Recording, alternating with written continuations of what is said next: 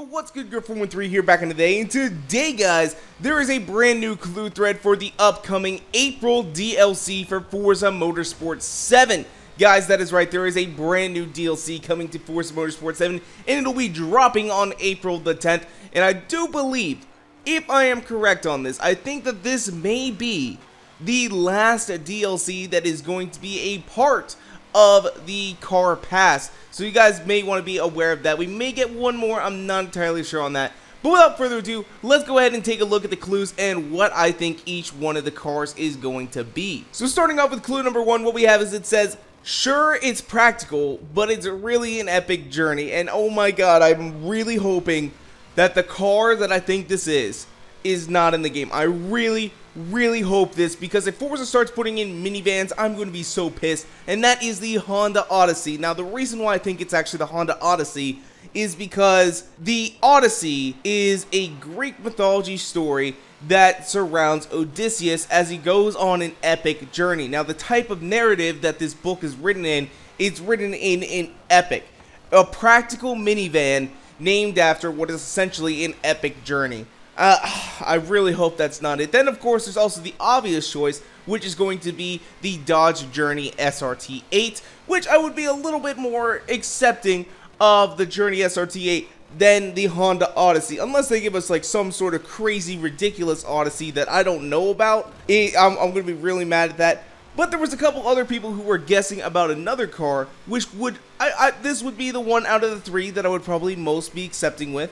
And that would be the Alfa Romeo Stelvio. Of course, again, it is basically another Dodge SUV, but this time around, it is named after, you know, the Stelvio Pass, which Top Gear went on their epic journey to find the best driving roads, and they came across that road. So that would be a kind of a decent one, as it is an Alfa Romeo, but it is also a Dodge at the same time. So it's like, I don't know. So up next with clue number 2, we have it may set in the west, but it's more important that the rising begins in the east. So I started thinking, you know, okay, it's talking about the rising sun. It's going to be a Japanese car. Maybe it's going to be one of the 2 Japanese cars that have been leaked to already be coming into the game, such as the Honda Civic GRC rally car or the Lexus RCF GT3 race car. Or maybe it's even going to be, you know, a Japanese car that has the word sun in its name, like the Honda Civic del Sol, where Sol means sun in Spanish. And then I started thinking, okay, maybe it's not going to be that clear, and I started scrolling through the forums. And on another clue, somebody had put down a car that I was curious about, so I googled up what the meaning of this car's name, and I was very disappointed in this, because unfortunately, I think that this clue is referring to the Maserati Levante, because Levante in Italian literally means rising and is used in reference to the rising sun in the east. And it's like, oh no, why? Literally, if you just Google the name Levante and its meaning, it literally comes up rising as in the east. And it's like, oh no. So unfortunately, it looks like we're getting yet another SUV. And if my guess with the Alfa Romeo or the Dodge is right, this will be like 2 SUVs from the Fiat Chrysler Group this car pack. 2 SUVs from the Fiat Chrysler Group. Forza, what are you just partnered with Fiat Chrysler now? Because I remember very clearly seeing something, you know, earlier in the year about Forza and Ford partnership. I have no idea what's going on. I'm just kind of like, oh, please don't be the Maserati Levante. Please give us a Honda Civic Del Sol. I would love a Del Sol in this game. Honestly, I would love a Del Sol in real life, but most of them are rusted out and pieces of crap nowadays. But man, it'll suck if we get this car. It will suck. So coming in at clue number 3, we at least know the brand this time around, as the clue reads, are there any affordable classic Porsches left? Maybe, but this isn't one of them. Now, some people have been speculating at the fact that, you know, oh, it's actually going to be a RUF, not a Porsche, because it says it isn't a Porsche. And I'm like, no, it's going to be a Porsche. Otherwise, why wouldn't they say Porsche? That's just me. So what I'm thinking is it's of course going to be a Porsche. It's going to be relatively classic, and it's going to be relatively expensive. And just this year, a Porsche was sold at auction that meets these requirements, and that is the Porsche 917, which set the record for the highest selling Porsche at auction ever, at $14 million. $14 million. Do you know what I could do with $14 million? A heck of a lot more than buy a Porsche 917, because, you know, unless you are super rich and can afford to take this car out to a track day or something, what it's going to do is it's going to sit in your house, or it's going to sit in a warehouse or something, and you're going to have to pay someone to go dust that car off for you every now and then, just so that you can look at it and show it to someone, maybe once a year or something like that. I don't know. That is definitely not what I would buy. I'd buy something that I could actually use. Maybe I'd buy a couple classic cars, but I'd want them to actually, you know, be street legal and drivable. I don't know. That's just me, guys. That's just me. Let me know in the comments if you guys disagree with me on this one. I'll take the heat on this. I'll take the heat. So coming in at clue number 4, I have no idea what this car could be. Absolutely no clue, as the clue is very vague and it reads, they weren't really part of the battle, but they certainly made their presence known, which kind of makes me think, okay, is this going to be like a war car, like a, you know, a car that used to be used in old wars, and, you know, wasn't actually really part of the battle, but was extremely loud or something like that? Somebody on the forum mentioned that it was actually a tank or something like that. I'm like, we are not going to be getting a tank in Forza. The day that we get a tank in Forza is the day that I quit playing Forza, alright? So, I mean, that's all I can say about that. But what some people also were mentioning is, for some reason, they were just mentioning the Lexus RCF GT3 that I thought maybe would have been involved with clue number 2. And I don't really get why this is. If you guys somehow get why that this car would be mentioned, like, it was mentioned several times throughout the forum, leave a comment down below. Let me know why this car would be the choice.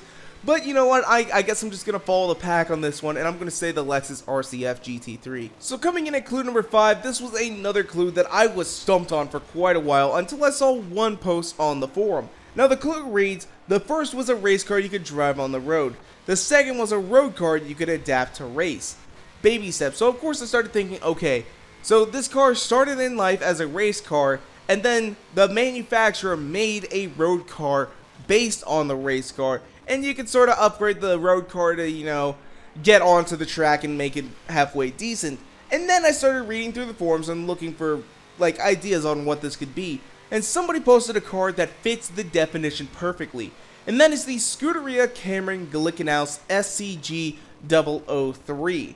Now, the reason why I think it's this car is because they're making 3 versions of this car. One of them is a track-only race car. The other one is a track and road track day version, and the third one is a more comfortable riding road car. And it's all the same body, same chassis, same everything, but what they're doing is they're making it so that they have interchangeable parts.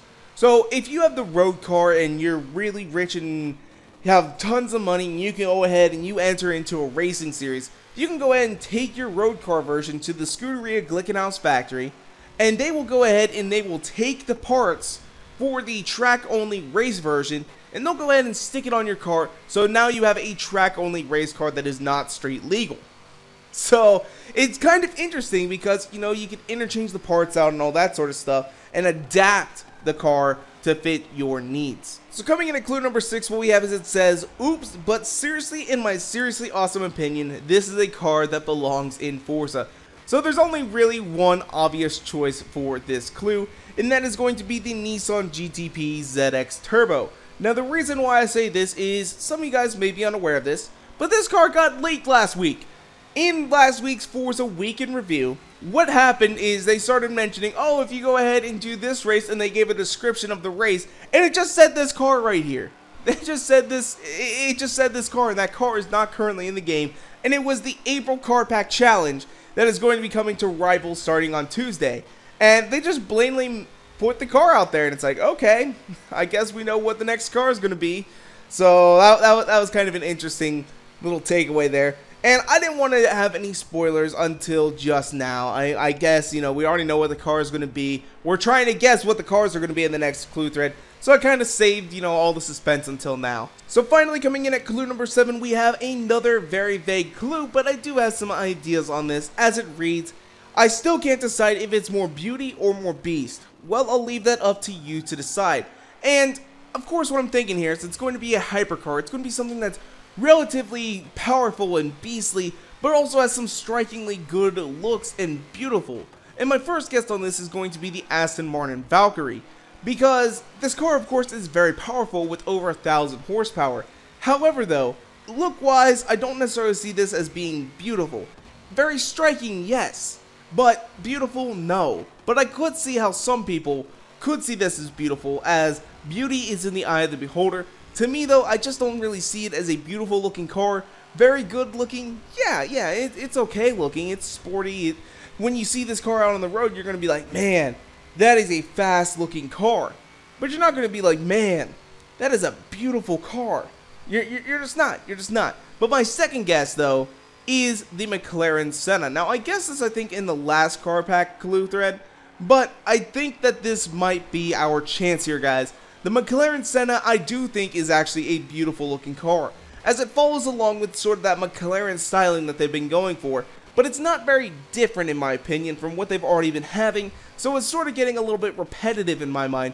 But of course it is also very beastly, as this thing is more powerful than the McLaren P1 GTR, or I'm not entirely sure if it's more powerful, but it was setting some faster lap times, which makes it more beastly in my opinion. So but anyway though, that's where we're going to go and wrap it up for today. Leave a comment down below, let me know what you guys think these clues are talking about, as I'm curious to hear what you guys got to say. As well, if you guys want to, you can follow me on Twitter and Instagram at twitter.com/Curve413 and Instagram.com/Curve413. And if you like this video, go and make sure to hit that like button down below for us, because you guys already know your support is so greatly appreciated. And make sure to subscribe for more videos coming out all the time. Thank you guys so much for watching. Peace out.